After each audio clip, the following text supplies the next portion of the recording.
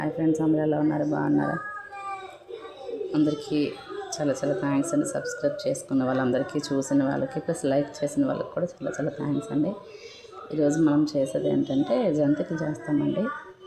కొంచెం పిండి ఉంటే చేస్తున్నాను. కొంచెం శనగపిండిలోనే కొద్దిగా వరిపిండి కలిపేసి కొంచెం ఉప్పు, కారం, కొంచెం పసుపు వేసుకొని, నా దగ్గర వాము లేదండి, ఉంటే కొంచెం వాము వేసుకోండి, జీలకర్ర కొంచెం వేసుకోండి, కొంచెం కొంచెం అన్నీ కూడా ఒక స్పూన్ కలా వేసుకోండి, నువ్వులు కొంచెం వేసుకోండి. వేసుకొని కొంచెం ఆయిల్ కొంచెం పెనం మీద పెట్టుకొని స్టవ్ మీద వేడెక్కనివ్వండి. నువ్వులు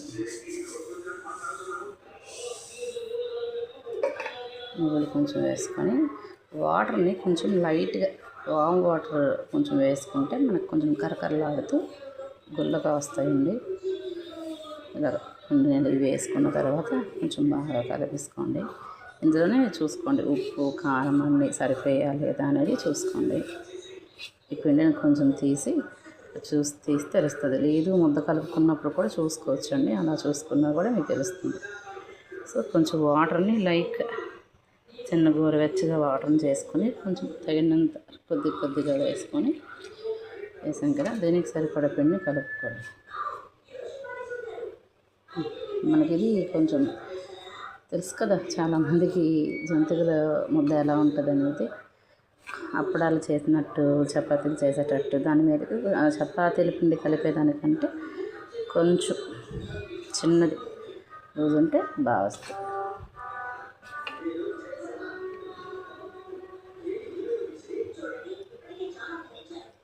మీ అందరికీ తెలిసే ఉంటుందండి ఇవి ఎలా చేయాలో ఏంటనేసి. లేడీస్కి అయితే బాగా తెలుస్తాయి. ఓకేనండి.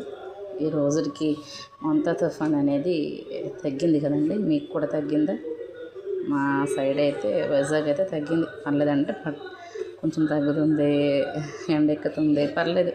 ఈ 3 రోజులు అంత ఎఫెక్ట్ ఈరోజు లేదండి, బాగానే ఉంది, పర్లేదు. పిల్లలకు హాలిడేస్ కదా, ఇంకా మీ పిల్లలకు కూడా హాలిడేసేనండి. మొత్తం అందరికీ హాలిడేస్ ఇచ్చేసారులేండి. ఓకేనండి, థ్యాంక్ యూ. ఇలాగ పిండి మొత్తాన్ని ఇలా కలుపుకోండి. ఇలా నూనె కూడా బాగా వేడెక్కుతుంది కదా.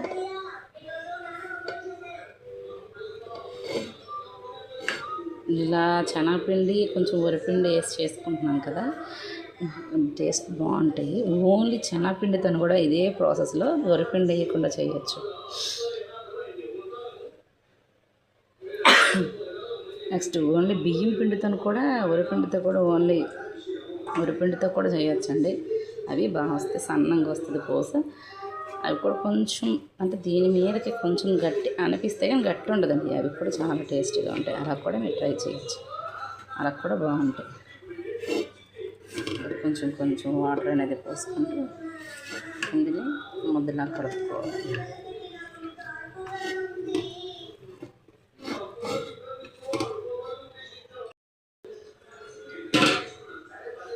సో ఇలా కలుపుకోవాలండి ముద్దని.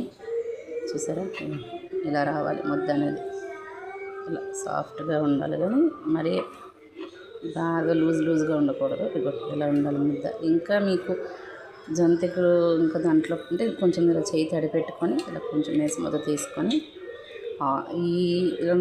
నా దగ్గర గొట్టం ఎలాంటిది ఉందండి. సో మాకు బ్లేడ్లు మార్చడానికి లేవు, సో కాబట్టి డైరెక్ట్గా ఒకటే మీకు బ్లేడ్లు అవి ఉంటే వేసుకోండి. దీంట్లో ఆయిల్ రాయాల్సిన అవసరం లేదండి. కొంచెం నీరు తడి పెట్టుకొని వేసిన సారల్లా అలా నీరు తడి పెట్టుకొని వేసుకుంటే సరిపోతుందండి. ఇలా దీనికి సరిపడే ముద్ద వేసుకొని ఇలా ముద్ద తీసిన సార్ అంతా చెయ్యి తడి పెట్టుకొని ఇలా వేసి నూనె కాగనిచ్చిన తర్వాత ఇలా జంతికలు గొట్టంతో నేనైతే కళాయిలో వేసేస్తాను. మీకు అలాగ ఇబ్బంది అవుతుందని చెప్తే గరిటె ఉంటుంది కదండి, దాని మీద వేసుకొని వేసుకోవచ్చు. ఓకేనండి. ఇలా వేసుకొని ఇలా బాగా వేగిన తర్వాత తీసుకొని తప్పల్లో గిన్నెలో వేసుకోండి. కొంచెం బాగా తెలుస్తుందండి. కొంచెం సైలెంట్ అంటే దీని మీద సౌండ్ లేకుండా నార్మల్గా బుడగలు లేకుండా ఉన్నాయంటే ఇవి ఎగిపోయినట్టేనండి. తీసుకోండి. ఇదిగోండి ఇలాంటిది నా దగ్గర ఉంటే దీని మీద ఆ జంతికలు వేసి ఇందులో వేస్తున్నానండి.